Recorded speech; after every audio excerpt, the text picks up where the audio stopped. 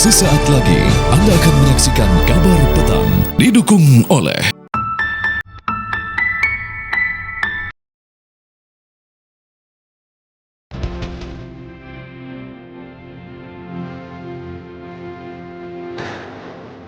Berusaha melarikan diri, terduga penyerangan seorang anggota polisi hingga tewas saat menggerebek kampung narkoba, akhirnya berhasil ditangkap. Polisi juga terus memburu pelaku lain.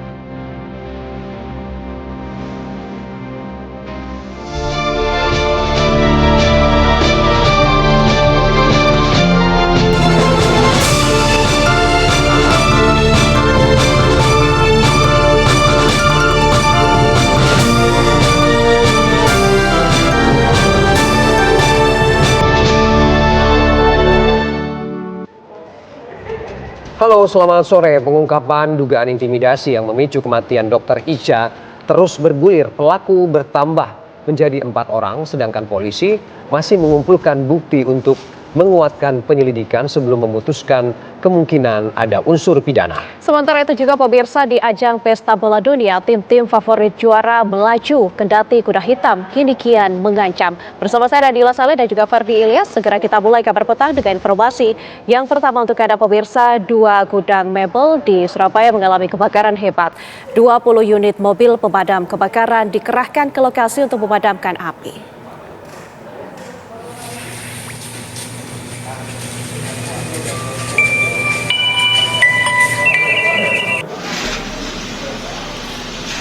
Api membumbung tinggi dengan cepat hingga menghanguskan 2 gudang mebel di kawasan Pergudangan Benowo, Kota Surabaya.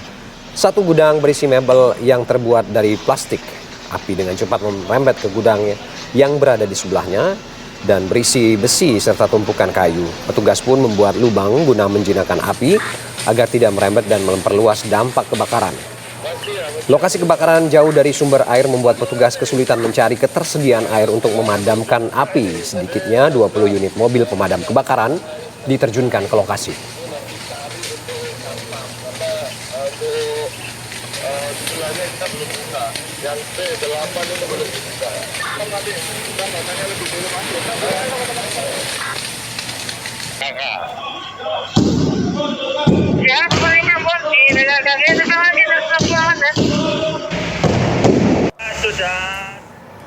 Sebuah mobil pickup terguling usai terlibat kecelakaan dengan truk box di Jalan Raya Ngawi, arah menuju Madiun, Jawa Timur.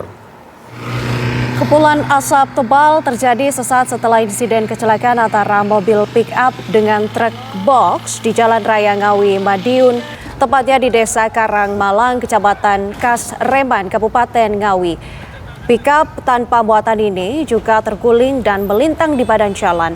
Beruntung sopir pick-up selamat dan bisa keluar dibantu warga sekitar. Peristiwa bermula saat mobil pick-up melaju dari arah Ngawi menuju Karangjati dengan kecepatan tinggi. Saat hendak mendahului kendaraan di depannya, pick-up menabrak truk box yang melaju dari arah berlawanan. Akibat dari kecelakaan ini, sopir pick-up mengalami luka setelah sebelumnya terjepit kabin yang ringsek. Korban luka kini menjalani perawatan di Rumah Sakit Widodo Ngawi.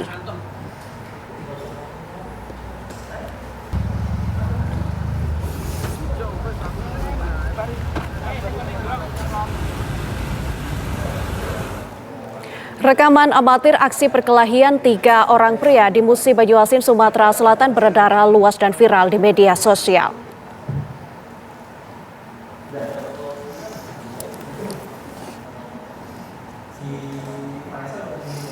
Aksi perkelahian 2 lawan 1 antara 3 pria yang menggunakan senjata tajam membuat geger warga. Nampak ketiganya saling serang dengan menggunakan senjata tajam di depan pospol di Desa Sri Gunung, Kecamatan Sungai Lilin, Musi Banyuasin. Seorang korban yang dikeroyok tewas di lokasi kejadian dengan luka bacok di bagian leher.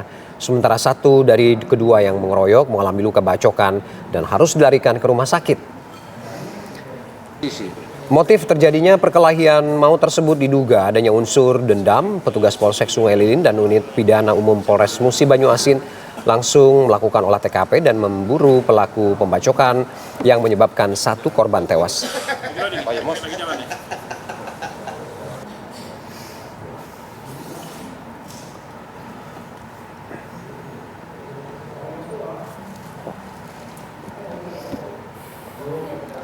Seorang pria kritis usai diduga menjadi korban penganiayaan di dalam kamar kos di Sumedang, Jawa Barat.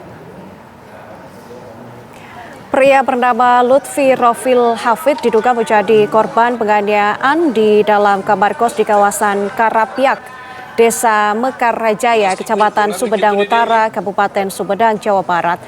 Akibat kejadian tersebut, korban yang mengalami luka di bagian kepala diduga akibat dipukul menggunakan botol minuman keras langsung dibawa warga sekitar ke instalasi gawat darurat RSUD Umar Wirahadi Kusuma Sumedang dalam kondisi tidak sadarkan diri. Polisi yang datang ke lokasi kejadian langsung menggelar olah TKP dan mengamankan sejumlah barang bukti. Selain mengamankan barang bukti, penyidik juga telah meminta keterangan dari sejumlah saksi, termasuk tetangga dan pemilik tempat kos. Pelaku yang sudah diketahui identitasnya diduga melarikan diri usai kejadian dan masih dalam pengejaran kepolisian.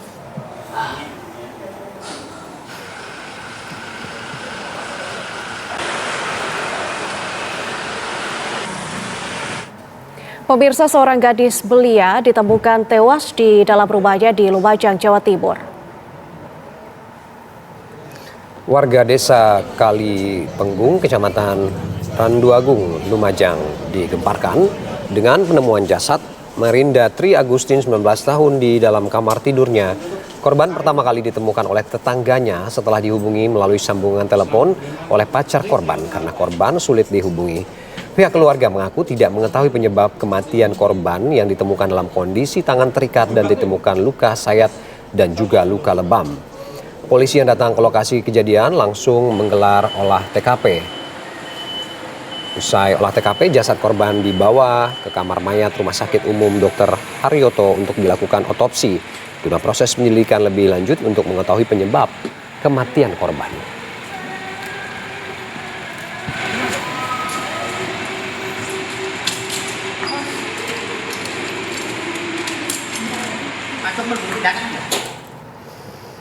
Upaya pengejaran terhadap para pelaku penyerangan terhadap polisi Satres Narkoba Polres Katingan, Kalimantan Tengah akhirnya mulai membuahkan hasil. Satu orang terduga pelaku berhasil diamankan saat tengah bersembunyi di sebuah kapal lanting tambang emas liar.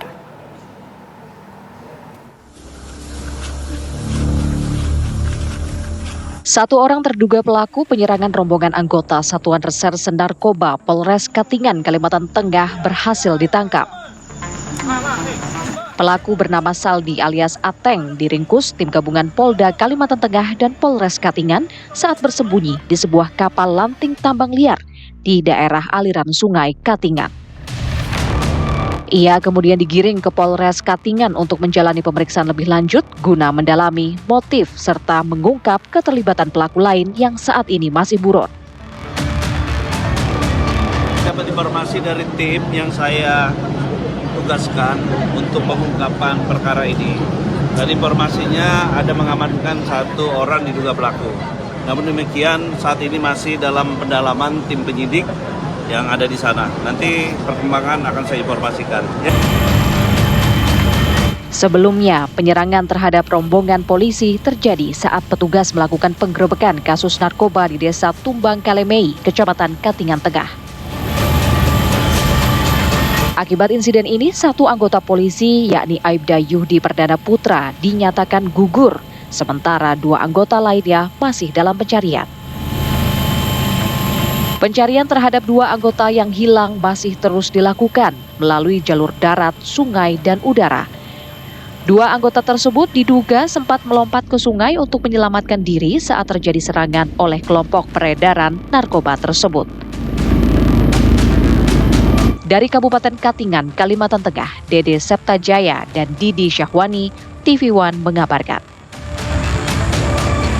Barreskrim Polri menangkap dua buronan kasus dugaan penggelapan dalam jabatan dan penipuan proyek fiktif akhirnya kandas di tangan Unit 3 Satreskrim.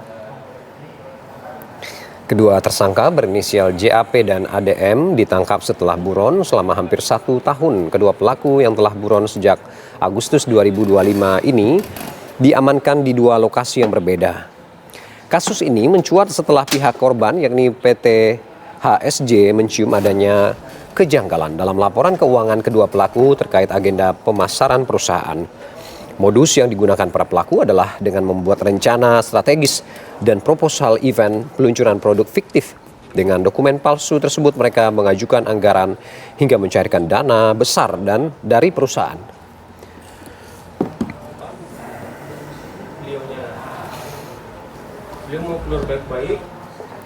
Kita ke kabar selanjutnya. Satgas Damai Kartens 2026 terus mendalami kasus penembakan yang menewaskan seorang pilot warga negara Amerika Serikat. Korban seorang pilot bernama Nicholas F. Gosselin tewas setelah pesawat yang diterbangkannya dibakar oleh orang tidak dikenal di lapangan terbang Balingga, Kabupaten Yahukibo, Papua Pegunungan.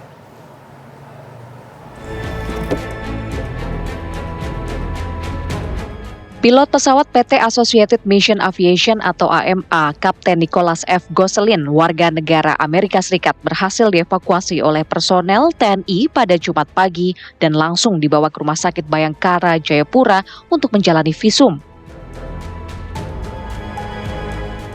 Berdasarkan hasil pemeriksaan awal, tim medis menyatakan tidak diperlukan proses autopsi. Hal ini dikarenakan luka yang dialami korban sudah dapat menjelaskan penyebab pasti kematiannya. Kenapa tidak lakukan otopsi? Karena setelah tadi kita lihat secara awal bahwasannya tidak dibutuhkan atau tidak sangat diperlukan untuk dilakukan otopsi karena melihat luka korban atau jenazah ini secara kasat mata kita sudah dapat menyimpulkan. Sementara itu, Kepala Rumah Sakit Bayangkara Jayapura, Kombes Pol Dr. Romi Sebastian menjelaskan, pilot berusia 29 tahun itu mengalami luka tembak masuk pada pipi kiri yang menembus hingga keluar melalui telinga kanan. Pemeriksaan ini dilakukan melalui visum luar yang didukung oleh pemeriksaan radiologi atau X-ray. Kemungkinan dia ini dipukul dulu setelah dia tidak sadar. Ini hanya satu yang kita tahu tembakannya di sini, yang ditemukan. Kemudian titik keluarnya di telinga sini, daerah telinga.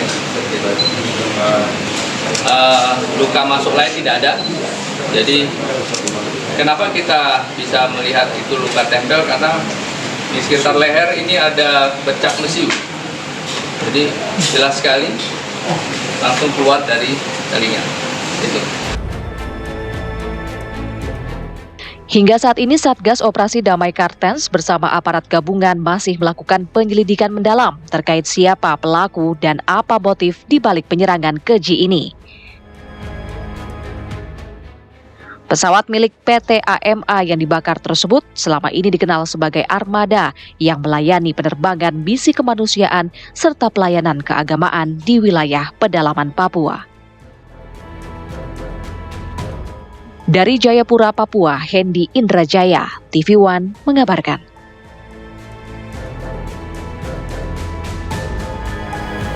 Komisi Pemberantasan Korupsi KPK menetapkan Bupati Langkat Syah Afandin sebagai tersangka kasus dugaan suap proyek pekerjaan di lingkungan Kabupaten Langkat, Sumatera Utara. Informasi selengkapnya usai jeda, tetap di Kabar Petang.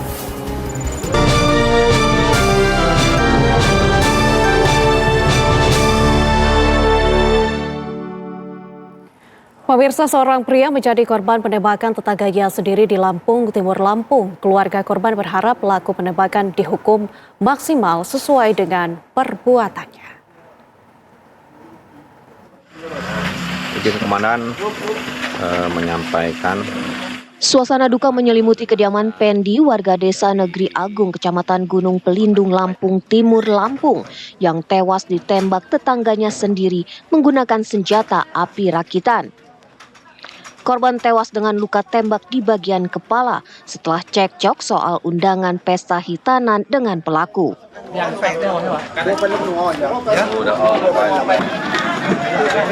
Isak tangis keluarga pecah saat jenazah Pendi tiba di rumah duka usai dilakukan otopsi di Rumah Sakit Bayangkara Bandar Lampung.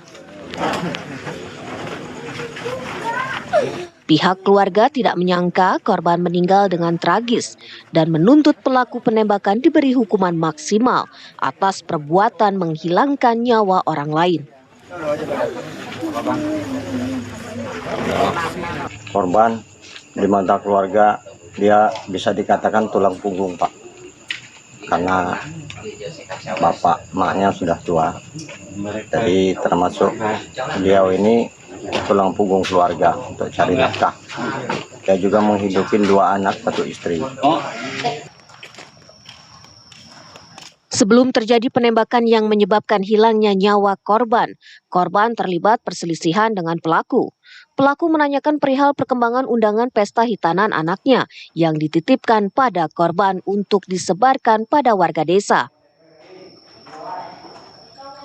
Korban yang tidak dapat membaca lalu menitipkan kembali undangan kepada temannya. Hal tersebut membuat pelaku emosi, lalu mencabut senjata api rakitan dan menembak ke arah kepala korban. Korban tewas dengan luka tembak di bagian kepala. Polres Lampung Timur hingga kini masih memburu pelaku yang melarikan diri usai kejadian dan terus berupaya menyelidiki motif di balik aksi penembakan. Dari Lampung Timur, Lampung, Pujiansyah, TV One mengabarkan. Komisi Pemberantasan Korupsi KPK akan memeriksa Menteri Kehutanan Raja Juli Antoni terkait dugaan penerimaan suap pelepasan hutan produksi terbatas yang menjerat Bupati Kuantan Singing, Suhardiman Ambi. Sebelum terjaring operasi tangkap tangan dalam kasus suap jabatan, Suhardiman Ambi sempat bertemu Raja Juli Antoni dan menyerahkan sebuah amplop berisi sejumlah uang.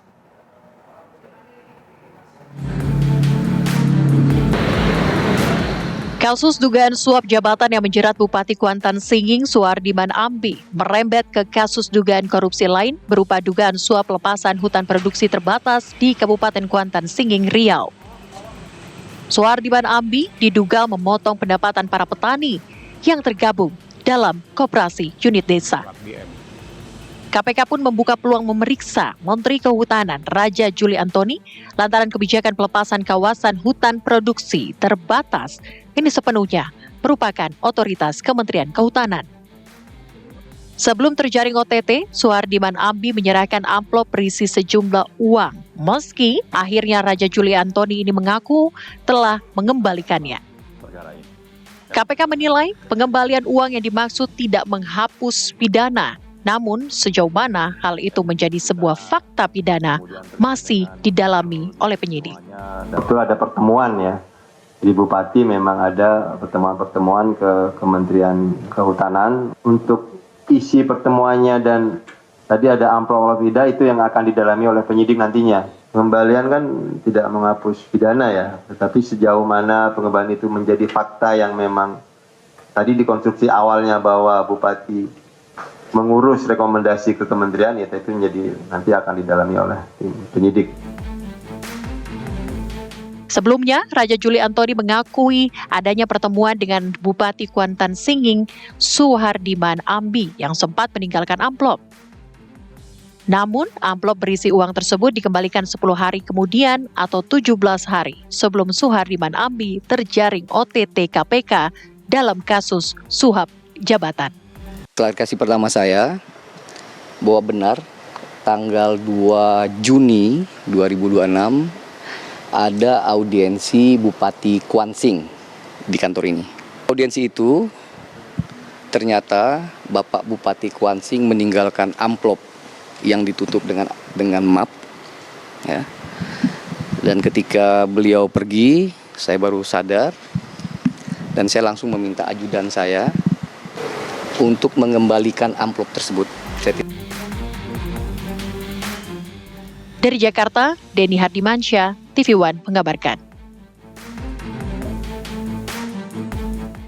Komisi Pemberantasan Korupsi KPK menetapkan Bupati Langkat Syah Afandin dan mantan tim suksesnya pada Pilkada 2024 lalu Yakub Abdal Al-Muarif sebagai tersangka kasus dugaan suap proyek pekerjaan di lingkungan Kabupaten Langkat, Sumatera Utara. Syah Afandi diduga menerima uang suap 1,2 miliar rupiah dari 85 paket proyek di 2 satuan kerja pemerintah Kabupaten Langkat. Usai menjalani pemeriksaan secara intensif, Bupati Langkat Syah Afandin digiring keluar gedung Merah Putih KPK mengenakan rompi tahanan Sabtu dini hari. Syah Afandin ditetapkan sebagai tersangka bersama mantan tim suksesnya pada Pilkada 2024 lalu, Yakub Abdal Al-Muarif, terkait kasus dugaan korupsi berupa suap proyek pekerjaan di lingkungan pemerintahan Kabupaten Langkat, Sumatera Utara. Sebelumnya, Syah Afandin dan Yakub terjaring operasi tangkap tangan bersama 5 orang lain usai menghadiri acara Asosiasi Pemerintah Kabupaten Seluruh Indonesia atau APKASI. Praktik suap ini terjadi ketika Yakub Abdal Al-Muarif mendapat paket pekerjaan proyek di Dinas Pendidikan senilai 9,5 miliar rupiah dan di Dinas Permukiman senilai 784 juta rupiah melalui metode pengadaan langsung. Selain suap proyek, KPK juga menemukan adanya dugaan Syah Afandi menerima gratifikasi sebesar 3,5 miliar rupiah dari mutasi jabatan di Dinas Pendidikan serta Camat Kabupaten Langkat.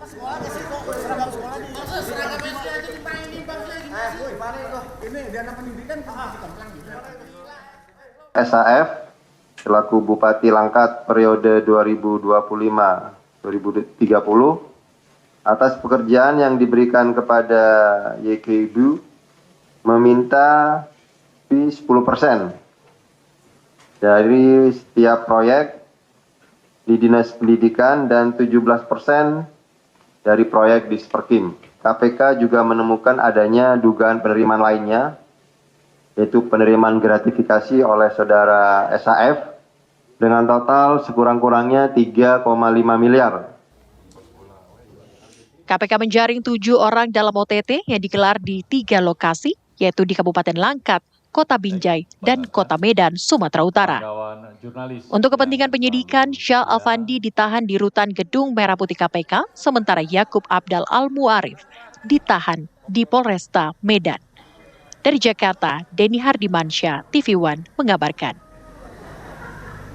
Pasca diperiksanya Bupati Langkat Syah Afandin, Wakil Bupati Langkat Tio Rita Boro Surbakti mengajak warga Langkat untuk sama-sama berdoa pasca kasus OTT yang melibatkan Bupati Langkat terkait fee proyek hingga ratusan juta rupiah.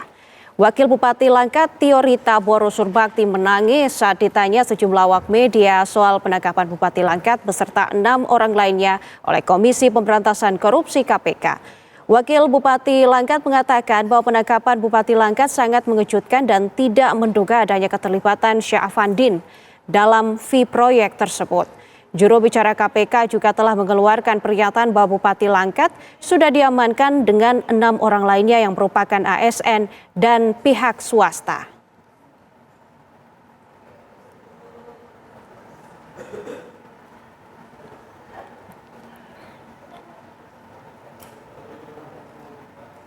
Komisi Pemberantasan Korupsi KPK menetapkan Bupati Langkat Syah Afandin dan mantan tim suksesnya pada Pilkada 2024 lalu Yakub Abdal Al-Muarif sebagai tersangka kasus dugaan suap proyek pekerjaan di lingkungan Kabupaten Langkat, Sumatera Utara.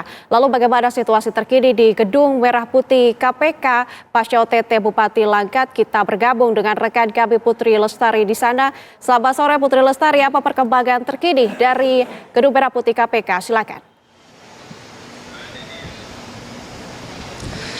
Ya baik, selamat sore Nadila dan juga pemirsa, mengabarkan langsung dari KPK Jakarta. Benar sekali memang terdapat OTT yang dilakukan KPK kemarin dan memang sebelum dari adanya KPK ini melakukan OTT kepada Bupati Langkat, ia melakukan OTT ini kepada Bupati Kuansing dan memang untuk 2 OTT tersebut ini saya akan memberikan informasi yang pertama mengenai dari KPK melakukan OTT untuk Bupati Kuansing ini memang merembet ke nama-nama lainnya Nadila dan juga pemirsa dalam doorstop yang dilakukan oleh jubir KPK Budi Prasetyo menyebutkan bahwa ada kemungkinan dari adanya pemeriksaan yang dilakukan KPK terhadap Menteri Kehutanan dari Raja Julio Antoni. Namun memang sampai sekarang KPK masih belum menjadwalkan adanya pemeriksaan terhadap saksi-saksi yang ditetapkan ini. Namun memang kalau dari pernyataan jubir KPK menyebutkan bahwa pemerintah daerah ini memiliki kewenangan dalam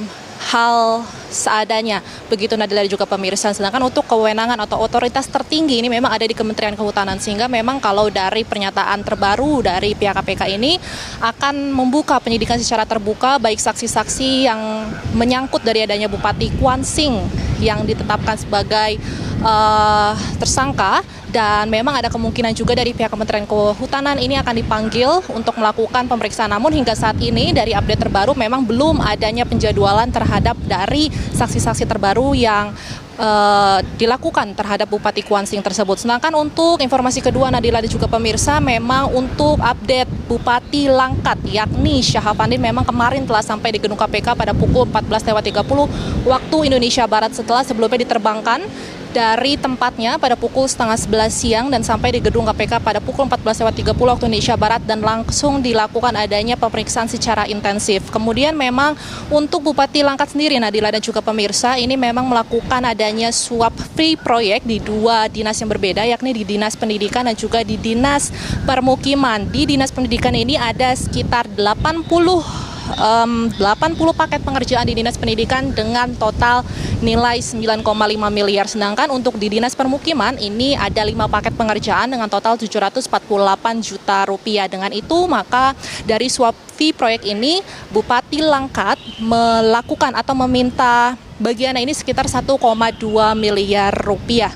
Dan memang Nadila dan juga pemirsa, untuk situasi di KPK saat ini memang belum ada aktivitas apapun terkait dengan OTT kabupaten dari Bupati Langkat maupun juga Bupati Kwan-Sing, dan memang dari Bupati Langkat ini sudah ditahan di rutan KPK selama 20 hari ke depan. Demikian Nadila dan yang dapat saya sampaikan dari KPK. Kembali ke studio. Terima kasih Putri Lestari untuk informasi Anda. Selamat kembali bertugas. Kabar selanjutnya, pemirsa, memasuki hari kelima kebakaran, tim gabungan masih berupaya memadamkan titik api di dalam timbunan sampah di tempat pemrosesan akhir atau TPA Jatiwaringin, Tangerang, Banten.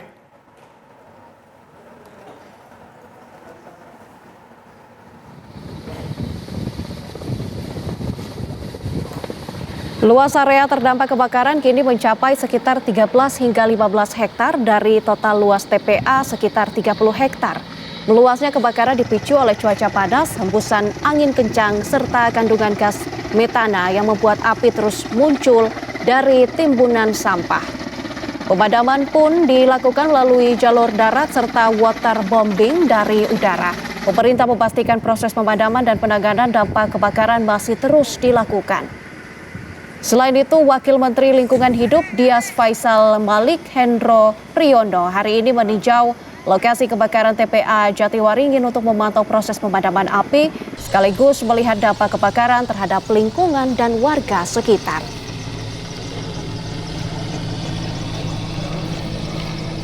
Ini karakteristiknya mirip seperti kebakaran lahan gambut, karena mungkin di atasnya terlihat sudah padam, tetapi ketika kita lihat di bagian bawahnya ini masih ada apinya. Gitu. Jadi kapan saja bisa terus terbakar, dan karena ada CH4-nya bisa ada potensi ledakan juga. Lalu bagaimana kondisi terkini di TPA Jatiwaringin? Kita tanyakan kepada reporter TV One Vanessa Liu yang berada di lokasi. Vanessa, serahkan informasi Anda. 5 cm.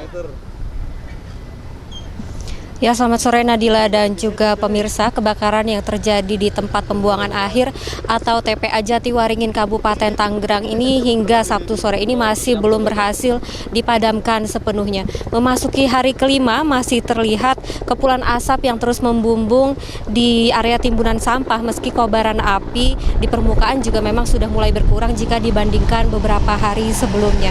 Proses pemadaman pun masih difokuskan di titik-titik api yang berada di lapisan dalam timbunan sampah, karena memang bara yang tertutup material sampah ini menjadi alasan mengapa api begitu sulit untuk dipadamkan hingga hari kelima ini. Petugas gabungan dari BPBD, Dinas Pemadam Kebakaran, TNI, Polri, dan juga BNPB serta relawan yang terus bekerja ini masih tanpa hentinya membantu untuk berusaha memadamkan api di sekitar area lokasi TPA. Dan upaya pemadaman juga dilakukan dengan berbagai skema, yakni melalui jalur darat dan juga jalur udara. Seperti di belakang saya ini ada helikopter, tepatnya 2 helikopter yang tanpa henti sejak tadi kami memantau ini terus berusaha untuk memadamkan api di berbagai titik tumpukan sampah dengan mengambil air dari sekitar area danau di dekat TPA ini. Dan strategi ini memang dilakukan untuk mempercepat proses pendinginan sekaligus mencegah api meluas ke daerah lain. Meski secara visual kobaran api di permukaan ini memang sudah mulai berkurang, namun tantangan terbesar justru berada di bagian bawah timbunan sampah karena bara api yang masih aktif di dalam tumpukan sampah ini menyebabkan asap terus keluar hampir sepanjang hari. Dan kondisi ini membuat proses pemadaman membutuhkan waktu lebih lama karena petugas harus membuka timbunan sampah menggunakan alat berat eskavator sebelum akhirnya dapat menyiram air ke dalam lapisan terbawah dari tumpukan sampah ini. Selain mengganggu aktivitas sehari-hari, kualitas udara di sekitar lokasi ini juga ikut menurun sehingga masyarakat dihimbau untuk membatasi aktivitas luar ruangan dan juga menggunakan masker apabila harus berada di sekitar lokasi. Dan untuk jalan utama menuju TPA ini sendiri sudah ditutup dan dijaga oleh polisi untuk menghindari kumpulan warga yang menonton kebakaran di sekitar area TPA. Untuk sementara demikian laporan kami, Nadila. Kami kembalikan kepada Anda di studio. Vanessa Liu mengabarkan langsung dari TPA Jatiwaringin. Selamat kembali bertugas. Pemirsa, terduga pelaku intimidasi dan kekerasan verbal terhadap Dr. Elisa Prinsila Utami Pakainoni atau Dr. Ica bertambah 1. Total terduga pelaku menjadi 4 orang. 1 terduga pelaku baru, seorang ASN Dinas Peternakan yang merupakan istri salah satu anggota DPRD Kabupaten Timur Tengah Utara.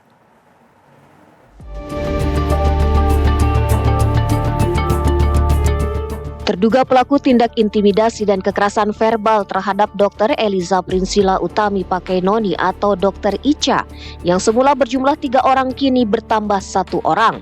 Total terduga pelaku intimidasi kini berjumlah 4 orang. Tambahan baru, 1 terduga pelaku merupakan seorang ASN di lingkup Dinas Peternakan Kabupaten Timur Tengah Utara yang juga merupakan istri dari salah satu anggota DPRD Timur Tengah Utara. Soal penambahan terduga pelaku disampaikan paman Dr. Ica sekaligus kuasa hukum keluarga Victor Manbait saat membuat laporan ke Mapolda Nusa Tenggara Timur. Setelah dilakukan kajian, mencermati fakta-fakta peristiwa dan juga yang ada oleh almarhum Dr. Ica melalui orang tuanya, ternyata ada 4 orang yang kami laporkan. Itu semua adalah pejabat publik. 3-nya adalah pejabat publik dalam kapasitas sebagai anggota DPRD Kabupaten Timur Tengah Utara, dan 1-nya pejabat publik adalah dokter hewan ASN pada Dinas Peternakan Kabupaten Timur Tengah Utara. Pihak keluarga Dr. Ica Pakainoni telah melaporkan kasus dugaan intimidasi dan kekerasan verbal yang dialami almarhum Dr. Ica ke Mapolda Nusa Tenggara Timur hari Jumat kemarin. Upaya ini dilakukan pihak keluarga demi keadilan bagi Dr. Ica yang mengalami intimidasi perundungan saat menangani pasien di ruang IGD Rumah Sakit Leona. Karena peristiwa tersebut diduga kuat menjadi pemicu trauma berat dan depresi, sehingga Dr. Ica nekat mengakhiri hidupnya sendiri. Dari Kupang, Nusa Tenggara Timur, Fritz Floris, TV One mengabarkan. Kepolisian daerah Polda Nusa Tenggara Timur membentuk tim gabungan untuk mendalami dugaan intimidasi terhadap mendiang Dr. Ica. Kami akan hadirkan pembahasannya usai jeda berikut, tetaplah bersama kami.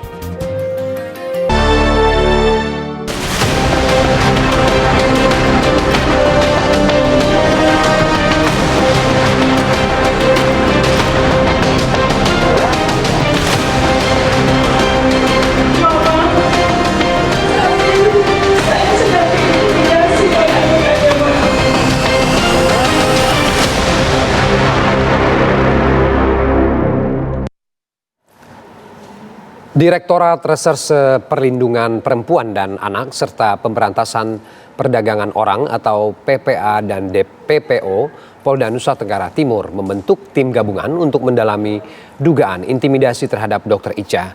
Sejumlah barang bukti juga telah diamankan untuk proses hukum lebih lanjut.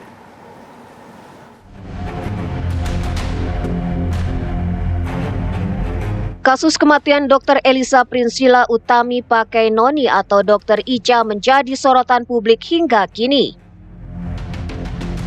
Direktorat Reserse Perlindungan Perempuan dan Anak serta Pemberantasan Perdagangan Orang atau PPA dan PPO Polda Nusa Tenggara Timur membentuk tim gabungan untuk mendalami dugaan intimidasi terhadap Dr. Ica.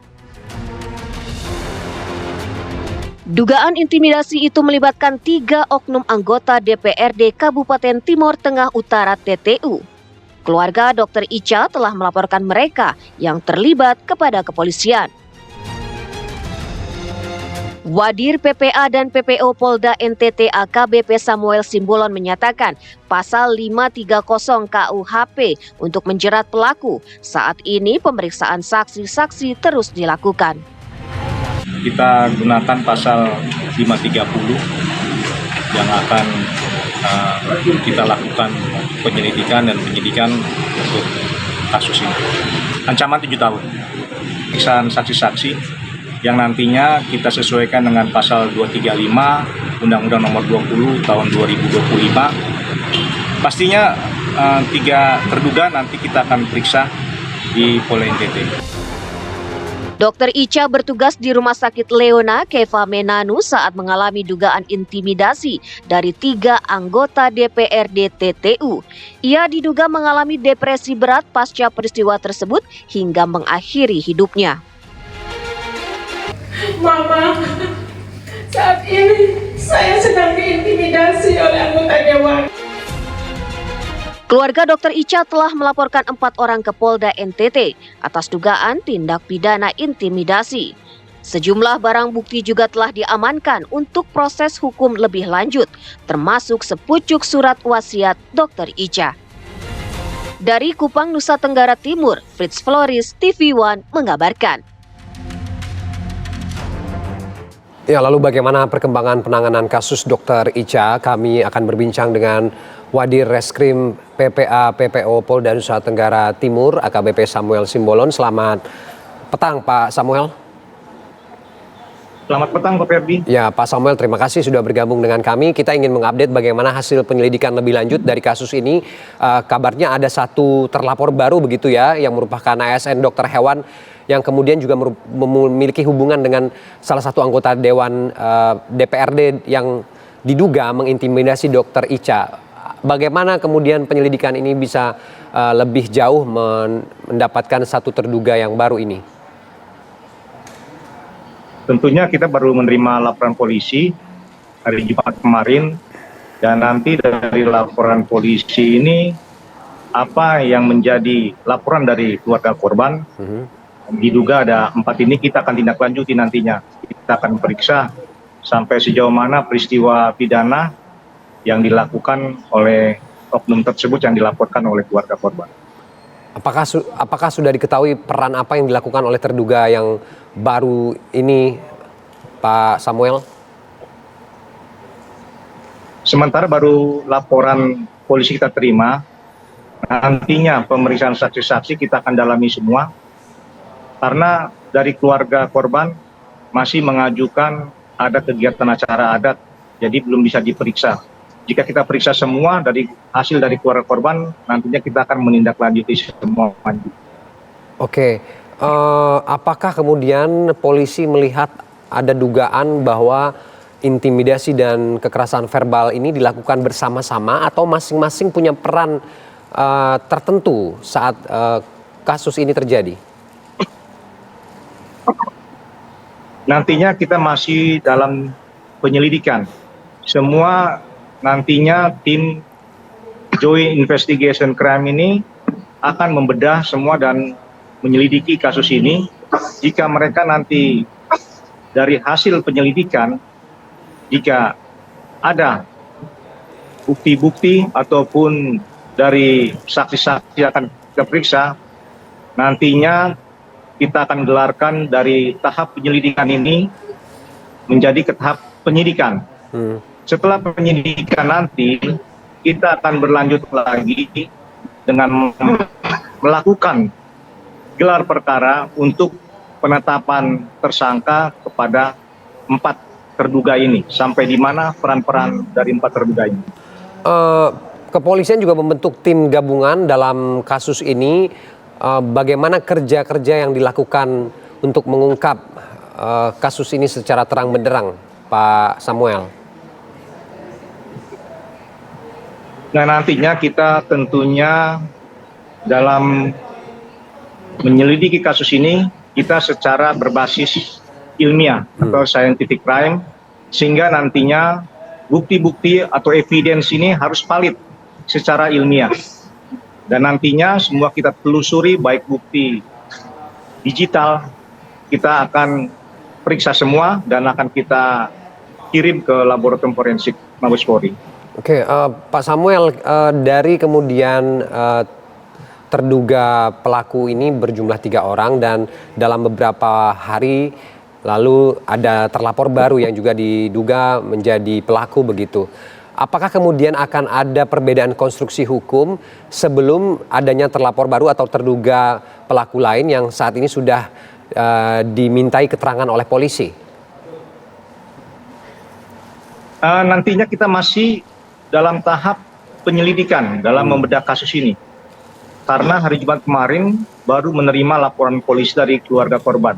Sehingga pada waktu itu kita dari penyidik akan mengajukan pemeriksaan langsung pada keluarga korban sehingga kita bisa tahu peran-peran mereka ada di mana dalam kasus ini. Namun dari keluarga korban mengajukan permohonan, kita masih suasana duka, izin berangkat ke Kevamenanu untuk kegiatan acara adat. Sehingga kita menunda waktu ini.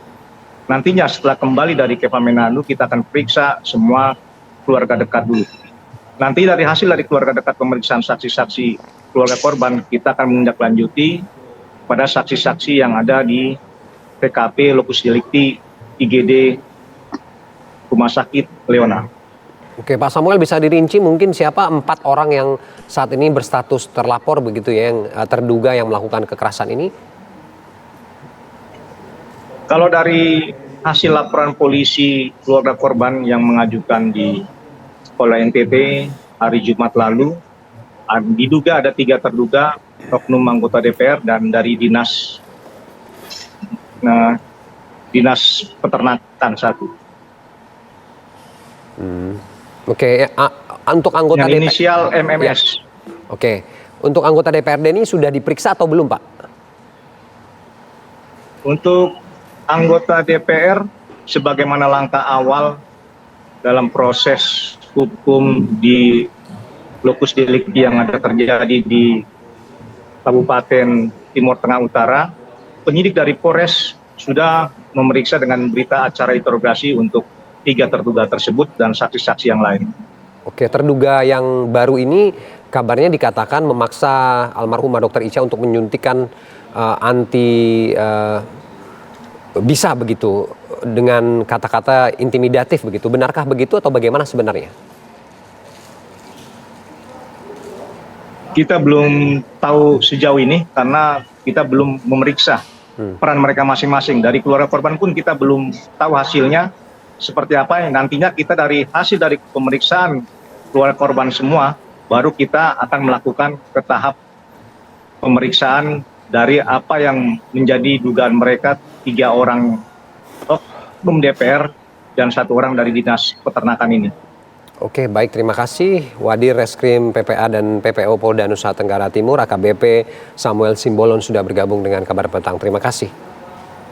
Terima kasih Pak Ferdi, selamat petang. Selamat petang.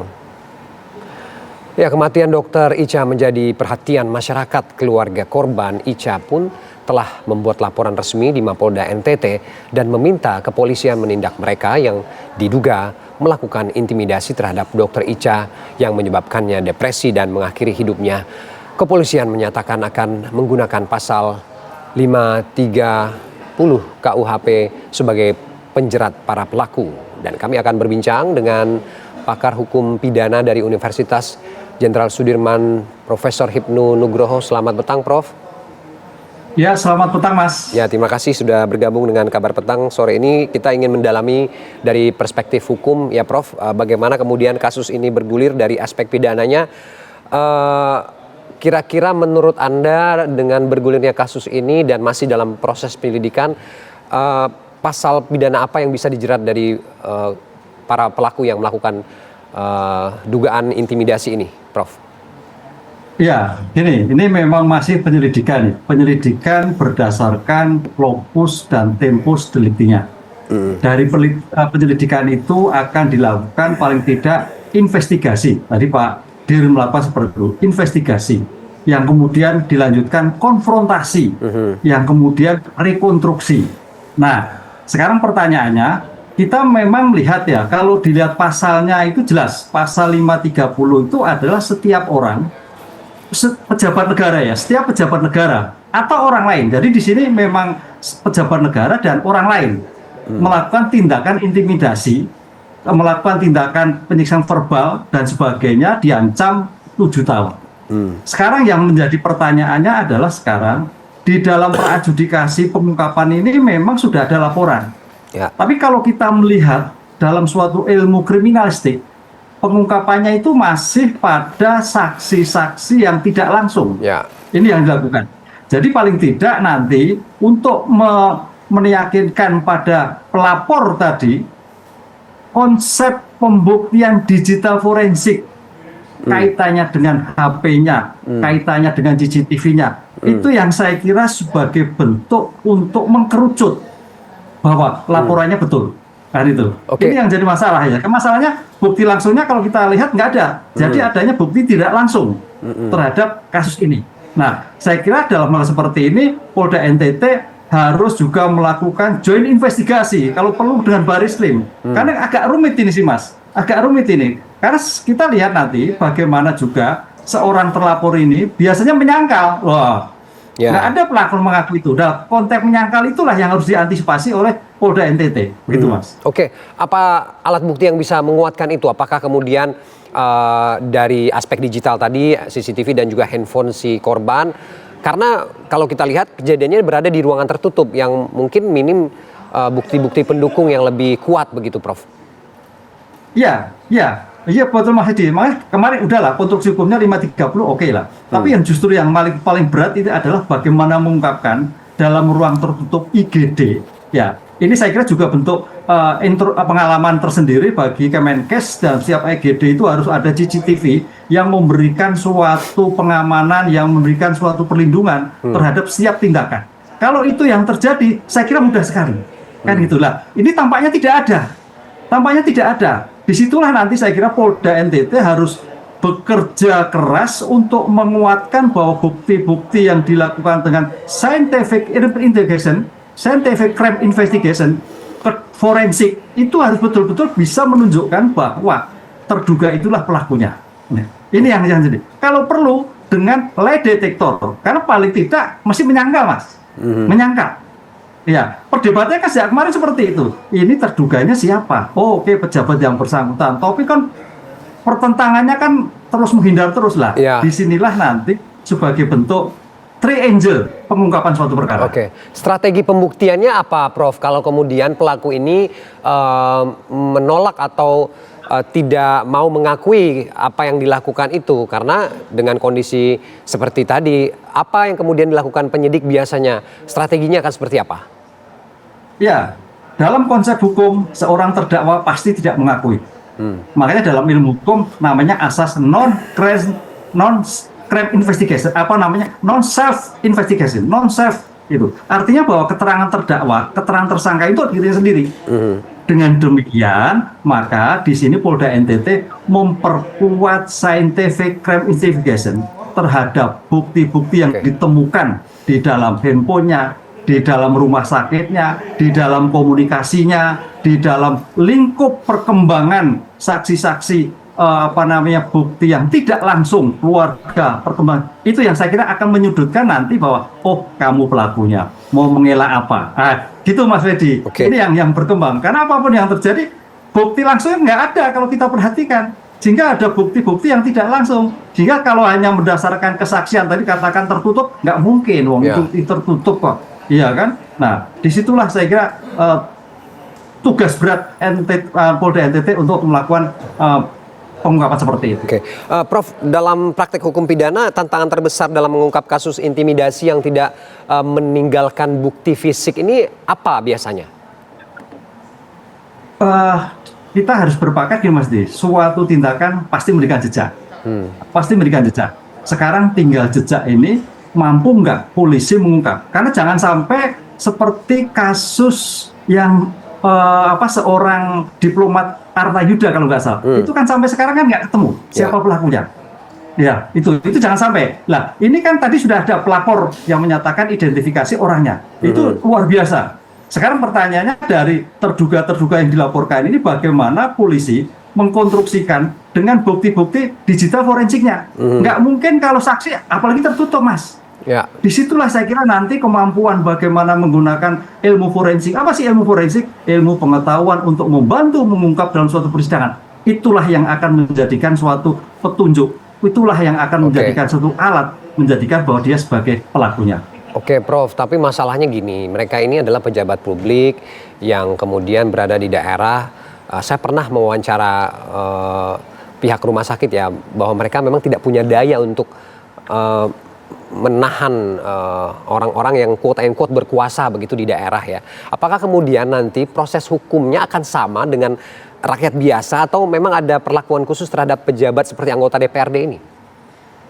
Oh, nggak ada, Mas. Sekarang asas hukum equality before the law. Justru kalau pejabat harus memberikan contoh kepada rakyatnya. Ini yang harus kita tekankan. Oleh karena itu, dalam kasus ini kalau melibatkan pejabat DPR ya ketua DPR ini harus turun tangan. Kalau melibatkan dengan tokoh-tokoh masyarakat, tokoh-tokoh harus turun tangan. Itu tidak bisa sebagai bentuk diskriminasi pelayanan disebut. Termasuk pengungkapan, kalau memang Polda NTT kurang alat, Bareskrim harus turun tangan. Menteri Kesehatan harus turun tangan sebagai joint investigasi dalam pengungkapan seperti itu. Karena jangan sampai terulang kembali, kasihan. Dokter-dokter yang dalam keadaan tertutup diintimidasi untuk melakukan suatu tindakan-tindakan yang mungkin keinginan daripada yang melakukan tindakan tadi. Ini nggak bisa nggak harus ada suatu penyelesaian yang tegas untuk kedepannya, Mas. Nah, baik. Nggak ada yang sulit, Mas Fedi. Tergantung kemauan dari Polri, Bareskrim, Kementerian Kesehatan, kemudian atasan pejabat yang dilakukan untuk melakukan suatu tindakan bahwa dia harus bertanggung jawab atas tindakan tersebut. Oke, baik. Kita berharap proses hukumnya bisa dilakukan dengan seadil-adilnya. Masyarakat juga menunggu agar keadilan tidak hanya diterima oleh korban dan terlapor, tapi juga kepercayaan terhadap penegakan hukum dalam kasus ini. Terima kasih Profesor Hipnu Nugroho, pakar hukum pidana Universitas Jenderal Sudirman sudah bergabung dengan Kabar Petang. Terima kasih, Prof. Pesta sepak bola dunia 2026, Paraguay akan menghadapi Prancis. Striker Prancis Kylian Mbappe masih menjadi alarm bagi Paraguay. Informasi selengkapnya usai jeda berikut, tetap di Kabar Petang. Ini dipastikan akan menyajikan laga big match super panas. Tim mana yang bisa memberikan kejutan di fase ini? Tim TV One mengabarkan. Fase 16 sudah dimulai, tiket babak 16 besar berhasil disegel Kolombia, Argentina, dan Mesir hari ini. Mulai dini hari nanti 16 tim yang lolos fase ini akan mulai kembali unjuk gigi untuk merebut tiket ke babak perempat final. Tim-tim favorit juara seperti Argentina dan Prancis menjadi lawan yang paling diwaspadai di fase ini. Lantas bagaimana kans dari tim kuda hitam, sebut saja Maroko dan juga Norwegia? Kami akan membahasnya dengan analis sepak bola Bung Fenard Hutabara. Selamat sore Bung Fenard. Selamat sore Mbak Nadia, apa kabar? Kabar baik. Bung Fenard, ini menarik sekali pertandingan di pagi hari tadi yang membuat euforia dari setiap pendukung. Ini benar-benar tinggi sekali. Pertandingan ada antara Cape Verde dan juga Argentina. Kami ingin mengetahui bagaimana analisa Anda terkait dengan permainan ini menarik ya. Saya pikir ini menjadi satu cerita panjang nantinya bagi semua jajaran pemain juga official dari Cape Verde sendiri ya. Menjadi peserta pertama yang ikut di Piala Dunia, mereka bisa membuat Argentina sedikit ketar-ketir ya. Dimana kita lihat memaksa Argentina bermain dengan 2 kali perpanjangan waktu ya. Dan ini menurut saya ini sangat luar biasa penampilan Cape Verde, termasuk juga sang penjaga gawang gawang Vozinha yang sangat luar biasa, banyak sekali mementahkan segala peluang yang dimiliki oleh Messi. Dan yang saya lihat juga bagaimana penampilan daripada pemain-pemain dari Cape Verde, mereka main tampil lepas ya.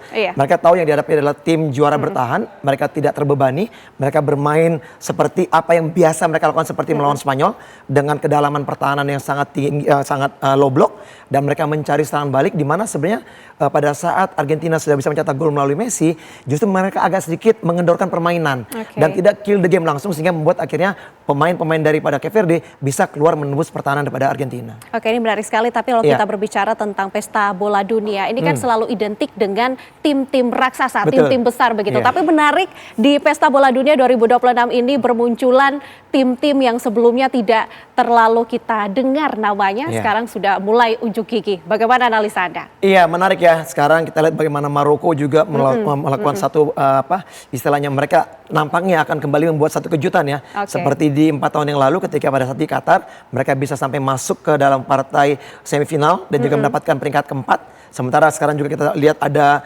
Norwegia yang juga cukup menarik, di mana kita lihat Haaland dan juga para pemain Norwegia yang tampil sangat luar biasa, dan tentunya ini juga bisa menjadi satu batu sandungan ya bagi Brazil karena mereka akan berhadapan dengan Brazil.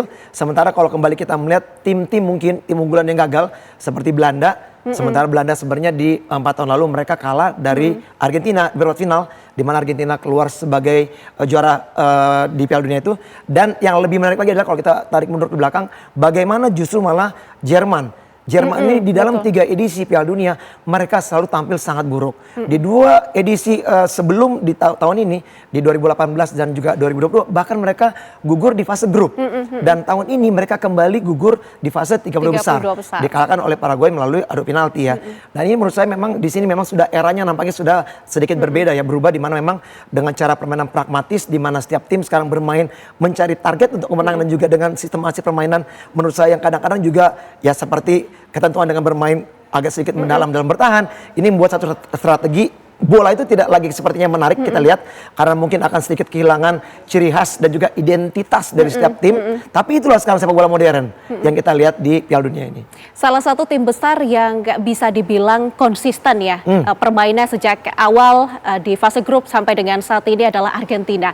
Analisa Anda tentang tim dari Argentina ini seperti apa? Apakah memang strategi yang mereka mainkan di setiap permainan ini sudah begitu baik, sesuai dengan apa yang mereka inginkan? Iya, kalau melihat dari pertandingan tadi ya, nampaknya baru di pertandingan tadi ya, di 32 besar ini Argentina mendapatkan lawan menurut saya yang benar-benar memberikan perlawanan yang sangat luar biasa. Oke, padahal itu tim yang baru saja. Betul sekali, Cape Verde ya, ini mungkin kalau saya pikir ini negara yang dimana kita nggak tahu ya keberadaannya, tapi mereka melakukan satu permainan sangat luar biasa, dan ini yang membuat akhirnya Argentina bisa sampai kewalahan menghadapi Cape Verde. Dengan kedalaman permainan mereka tampil sangat luar biasa ya, bahkan juga ada gol kedua yang dilakukan, dilesakan tadi kalau saya tidak salah Cindy siapa namanya gitu ya, pemainnya dari sektor flank kiri, dan itu membuat satu kejutan yang sangat luar biasa, di mana Martinez tidak bisa menyangkau bola, dan gol itu gol sangat berkesan, dan itu menurut saya akan semakin dikenang oleh para atau pemain yang mencetak gol. Karena itu adalah gol indah yang terjadi di pertandingan itu. Maradona bermain, Messi bermain seperti, saya mau kelas balik, seperti Maradona. Menjadi satu roh permainan bagi Argentina sendiri. Tapi Messi tadi sebenarnya, kalau menurut saya, dia agak sedikit dimatikan dengan penampilan yang sangat luar biasa dari pemain-pemain Cape Verde. Tapi ya, Messi kembali memberikan satu jawaban dengan asisnya, di mana Romero mencetak gol ketiga, dan itu membuat akhirnya Argentina menang pertandingan. Oke, selanjutnya Argentina akan melawan Mesir di 16 besar. Anda melihat peluang dari Argentina ini seperti apa? Iya, Mesir mengalahkan Australia dengan skor perpanjangan ya. Dia ditahan 1-1 dan akhirnya menang di perpanjangan waktu di penalti, dan akhirnya mereka bisa lolos. Kalau melihat dari penampilan Mesir sendiri, saya pikir Salah juga mungkin ya sudah tidak terlalu lagi terlihat perkembangan permainannya, karena memang ini yang saya lihat mereka memang lebih terlalu depend on Salah juga, karena ketika Salah udah dimatikan terlihat ya bagaimana permainan tadi Sutar dari pemain Australia yang sangat luar biasa menjaga pergerakan Salah, dan Salah sulit untuk bisa mencetak gol. Nah ini pun juga bisa nanti pada saat melawan Argentina, di mana kemungkinan juga Medina yang bermain di sektor bek kiri bisa menjaga pergerakan Salah dan mematikan Salah. Justru malah menurut saya Argentina yang bisa mungkin lebih lepas lagi bermain, karena tipikal daripada Mesir dan Cape Verde tentunya berbeda. di mana Mesir mereka biasa bermain juga terbuka, dan ini membuka peluang tentunya bagi De Paul, bagi para pemain di Argentina di sektor tengah bisa menekan dan juga memberikan umpan-umpan kepada Messi. Kemudian ada Perancis yang menjadi salah satu tim terbaik yang bisa kita bilang dalam permainan di Pesta Bola Dunia saat ini. Bagaimana Anda melihat Perancis dalam permainannya? Iya, kalau saya melihat nampaknya mungkin Perancis kalau dia bisa melewati Maroko nanti ya, sampai nanti untuk fase berikutnya, saya pikir sangat layak untuk bisa kembali masuk ke partai puncak ya. Dimana kita lihat penampilan sangat luar biasa dengan kedalaman squad yang sangat-sangat luar biasa. Dimana di depan ada 4 pemain, dimana Olise bermain bukan sebagai seorang winger seperti di klubnya di Jerman ya, justru malah ada di belakang daripada Mbappe. Mbappe benar-benar mendapatkan peranan yang sangat enak, sangat lepas ketika bola-bola diberikan kepada second line. Dan ini yang menariknya, Barcola pun di sektor kiri dan Dembele pun di sektor kanan. Ini sangat luar biasa dalam pergerakannya, dengan kecepatannya, dengan cara permainan yang intensitas tinggi. Tentunya Prancis menurut saya salah satu tim yang bisa diunggulkan. Oke, selanjutnya ada Brasil. Ya. Ada Brasil yang kemudian menarik perhatian dari para penonton pendukungnya di seluruh dunia. Ya. Permainan mereka sejauh ini bagaimana? Apakah lebih baik daripada permainan di 2022 kemarin? Brasil pada saat fase grup kita belum begitu ngelihat Brasil yang sebenarnya ya. Nampaknya mungkin masih adaptasi dengan strategi Don Carlo. Dan orang juga mengatakan bahwa identitas dari Brasil sepertinya sudah hilang. Karena tidak ada lagi kelihatan bagaimana cara permainan samba dengan bola-bola pendek, dengan tarian-tarian yang menarik seperti yang masih dilakukan oleh Vinicius. Tapi selebihnya pemain lain tidak melakukan itu lagi. Dan ini menariknya bahwa sebenarnya apa yang dilakukan Don Carlo ini satu perubahan di mana memang mereka harus bermain dengan skema yang sedikit berbeda, tapi tujuannya adalah kemenangan untuk tim.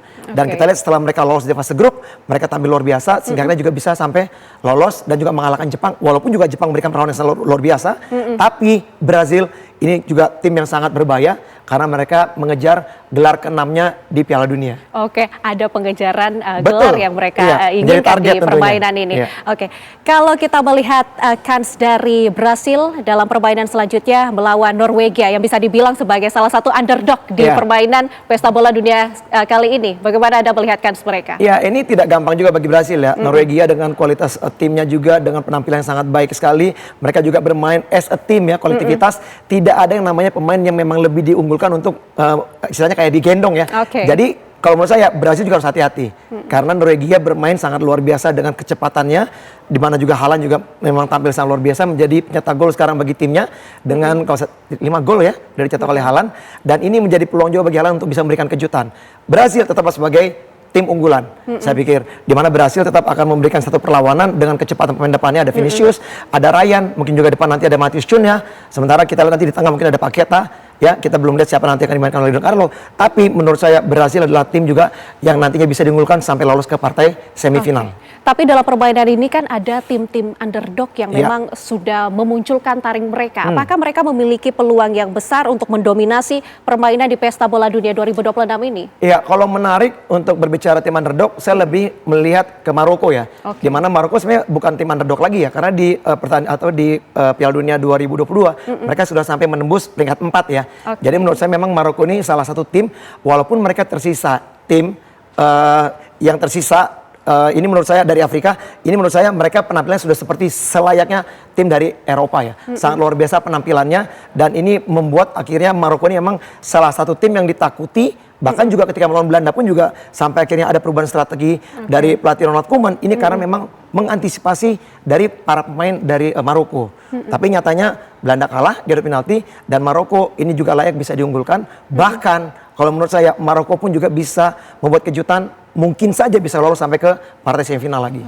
Belanda dan Jerman kan sudah pulang duluan ya, sudah angkat koper pulang duluan kembali ke negara mereka, dan bermunculan tim-tim yang baru saja bermunculan, tetapi mereka sudah sangat bagus sekali memperlihatkan permainan mereka. Apakah ini memang alasannya karena faktor permainan dari tim-tim besar ini yang memang sudah menurun, ataukah ada kualitas yang mulai ditampilkan oleh tim-tim underdog ini? Kalau saya lihat lebih kepada masalah dari bagaimana tim-tim underdog ini sudah mengerti dan juga mengevaluasi tim-tim besar yang akan dihadapi ya. Artinya anti strategi yang mereka lakukan cukup berhasil dengan bagaimana mereka bermain tanpa beban, mereka bermain lepas, dan itu yang akhirnya menjadi kunci di mana mereka bisa mengalahkan tim-tim unggulan seperti layaknya Belanda, bahkan juga Jerman ketika dikalahkan Paraguay. Di belakang ini ada knockout 16 besar. Kami ingin tahu analisa Anda, siapa nih prediksi yang bisa memasuki perempat final ini? Prancis lawan Kanada, saya pikir nanti Prancis yang lolos. Oke. Portugal Spanyol ini cukup menarik ya. Mungkin saya melihat Kita akan nantikan ya permainannya. Iya, mungkin di sini mungkin bisa Spanyol. Sementara Kanada dengan Maroko, saya pikir Maroko di sana yang mungkin nanti akan langsung berhadapan dengan Prancis. Dan di sini Amerika Serikat. Ini kehilangan sang striker Balogun yang kena kartu merah. Dan lawan Belgia juga sangat luar biasa ya. Di mana masih ada Kevin De Bruyne di sana, ya masih ada juga Lukaku. Dan saya pikir di sini kemungkinan bisa Belgia yang memenangkan pertandingan. Sementara di pos yang sebelah sini, saya bisa melihat mungkin Brasil bisa menang pertandingan, Meksiko menang pertandingan, Argentina, dan di bagian bawah mungkin Kolombia. Yang akan masuk ke perempat final? Masuk ke perempat final. Perempat final mungkin saya bisa menebak di pos sebelah kiri ada Prancis dan juga mungkin di sana akan berhadapan dengan Spanyol di semifinal. Sementara di sini nampaknya akan bertemu di semifinal nanti ada Brazil dan juga Argentina. Rasanya ini tim-tim besar juga pada akhirnya akan kembali ada bertarung di perempat final ini ya, jika kita lihat dari permainan sebelumnya. Dan menariknya, saya memprediksi nanti di partai puncak itu mungkin kembali back to back, yaitu Prancis melawan Argentina. Tapi juaranya nampaknya tahun ini adalah Prancis. Prancis masih seperti tahun 2022 ya? Enggak. Tahun 2020 kan Argentina yang juara. Oh iya, betul sekali. Back to back partai final, tapi mungkin juaranya sekarang berbeda. Udah mulai. Prancis akan mendapatkan 3 bintang. Betul. Apabila memang dia menang di pertandingan di 2026 ini. Sementara Argentina menjadi 5 bintang ya. Oke, menarik sekali. Terima kasih Bung Fernand untuk analisa Anda di sore hari ini. Sehat selalu Bung Fernand. Kita tos dulu. Terima kasih. Pemirsa, kabar petang masih akan kembali untuk Anda sesaat lagi. Tetaplah bersama kami.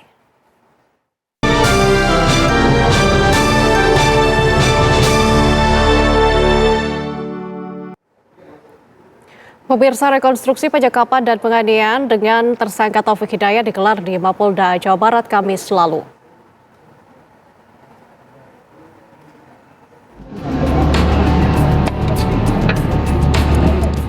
Fakta baru penyekapan dan penganiayaan berat yang dilakukan tersangka Taufik Hidayat terhadap kekasihnya Yuvita Tri Rezeki terungkap. Dalam rekonstruksi yang digelar di Gedung Direktorat Reserse PPA dan PPO Polda Jabar pada Kamis 2 Juli 2026, sebanyak 21 adegan penganiayaan korban diperagakan oleh tersangka Taufik Hidayat. Mulai dari TKP 2 dan kekerasan berat di TKP 3, 5, dan 6 hingga akibat penganiayaan korban mengalami kebutaan. Dari 6 TKP yang kami rekonstruksikan dan kita sudah sepakati bersama, yang kita rekonstruksikan adalah 3 TKP. 3 TKP itulah yang menjadi sentral poin penting terjadinya penganiayaan dan penyekapan. Kalau TKP 1 dan 2 memang terjadi, 1 belum, yang kedua masih ya penganiayaan ringan tampak-tampak gitu aja lah. Tapi mulai TKP 3, 5, dan 6 di situ mulai terjadi penganiayaan berat. Kalau TKP 3 itu sudah mulai terjadi penyekapan sampai TKP terakhir di TKP 6. Dalam rekonstruksi itu juga terungkap, tersangka Taufik Hidayat menyiksa korban dengan menggunakan sejumlah barang bukti. Di antaranya helm, meja besi portable, korek api menyerupai pistol, dan golok. Penyiksaan demi penyiksaan tersebut membuat korban tidak dapat berjalan. Akibat cemburu berlebihan dan pengaruh alkohol membuat Taufik Hidayat gelap mata dan keji membuat kekasihnya tidak berdaya. Rekonstruksi kasus penyekapan dan penganiayaan di Mapolda Jawa Barat turut dihadiri Kejaksaan Tinggi Jawa Barat dan Lembaga Perlindungan Saksi dan Korban LPSK. Hasil rekonstruksi akan menjadi bahan evaluasi guna memastikan seluruh unsur pidana dan alat bukti telah terpenuhi. Pihak Kejati Jabar menyebut akan segera berkoordinasi dengan penyidik Polda Jabar untuk menyempurnakan berkas perkara. Setelah rekonstruksi juga kami masih diskusi juga dengan teman-teman penyidik. Saya harap barangkali dalam tidak waktu yang lama penyidikan ini bisa kemudian dilanjutkan dengan pengiriman berkas tahap 1 kepada kami. Dalam rekonstruksi yang digelar Kamis kemarin, keluarga korban Yuvita Tri Rezeki, ayah, kakak, dan adik korban turut menyaksikan adegan-adegan penganiayaan yang dilakukan tersangka Taufik Hidayat. Kakak korban Afif Sandi tidak kuat menahan emosi menyaksikan bagaimana tersangka memperlakukan adik kesayangannya. Ia bahkan mempertanyakan pola asuh orang tua tersangka dengan biadab tega menyiksa korban berulang kali. Aduh, saya masih ini. Tadi yang akan lihat adegan apa aja, Kang? Adegan yang biadab. Kasih tahu ke bapaknya, kasih tahu. Dikasih makan apa anaknya gitu sampai melakukan bisa kayak gini.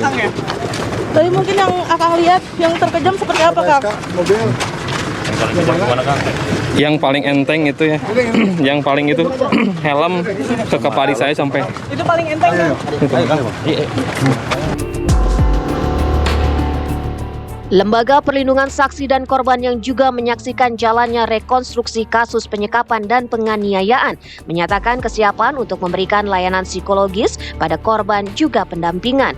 Namun pendampingan belum dapat dilakukan dalam waktu dekat, mengingat kondisi korban masih difokuskan pada pemulihan fisik. LPSK akan memberikan dukungan, diantaranya beberapa layanan psikologis misalnya, untuk membantu korban mengungkap kekerasan berbasis gender yang sudah dialaminya. Saat ini kami belum melakukan assessment karena medis sedang fokus pada pemulihan secara kesehatan fisik ya.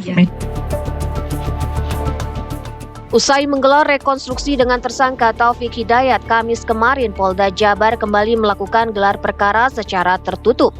Sementara itu, korban penyekapan dan penganiayaan Yuvita Tri Rezeki hingga kini masih dalam perawatan intensif di ruangan khusus dengan pengawasan tim medis Rumah Sakit Hasan Sadikin Bandung. Kondisi korban menunjukkan perkembangan positif menjelang persiapan serangkaian tindakan operasi rekonstruksi. Dari Bandung, Jawa Barat, Cepi Kurnia, TV One mengabarkan. Pemirsa, warga Teheran, Iran menangis dalam upacara pemakaman Ayatollah Ali Khamenei. Kami hadirkan informasinya usai jeda berikut, tetaplah bersama kami.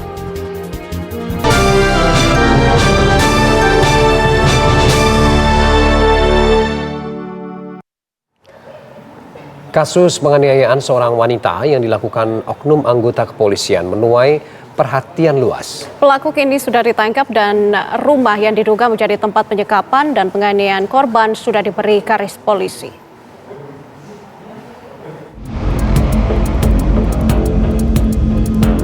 Inilah kediaman Aibtu N, terduga pelaku penyekapan dan penganiayaan di Desa Kalipucang, Kecamatan Brebes, Kabupaten Brebes, Jawa Tengah, yang tampak sudah diberi garis polisi pasca penangkapan terduga pelaku oleh tim bidang Propam Polda Jawa Tengah Kamis malam.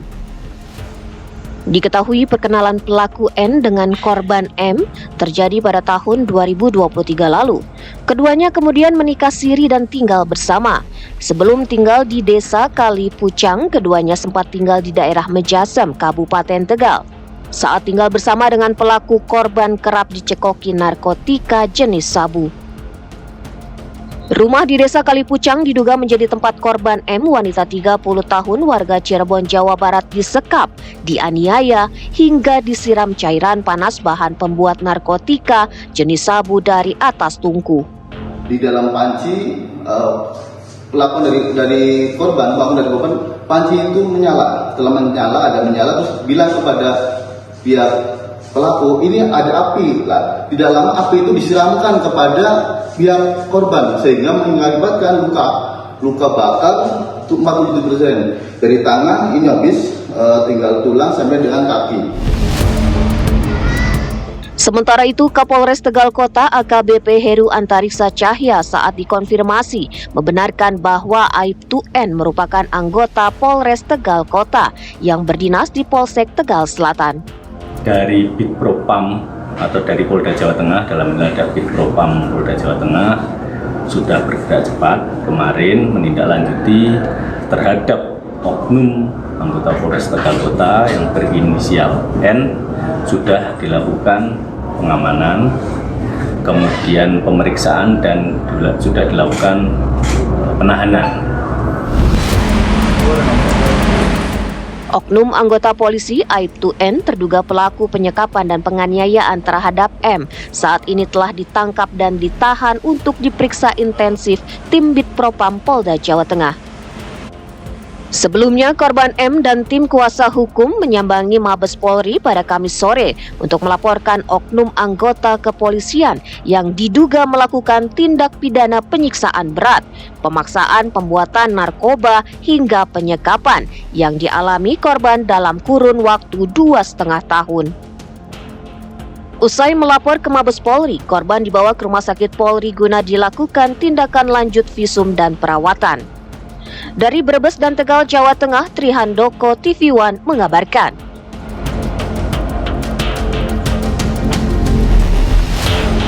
Kabar lainnya, pemirsa, Gunung Merapi yang berada di perbatasan Jawa Tengah dan Yogyakarta kembali menunjukkan aktivitas vulkanik yang signifikan. Sebuah luncuran awan panas guguran tercatat terjadi pada Sabtu 4 Juli 2026 pada pukul 3.51 waktu Indonesia Barat.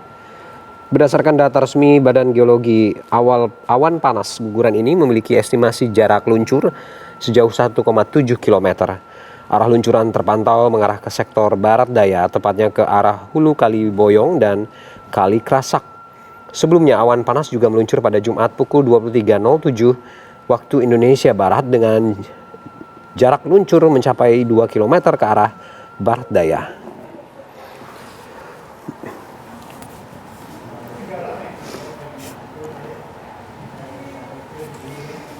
Dan informasi tadi mengakhiri kabar petang hari ini. Saya Ferdi Ilyas. Dan saya Nadila Saleh, mewakili segenap kru yang bertugas pamit undur diri. Terima kasih atas perhatian Anda. Sampai jumpa.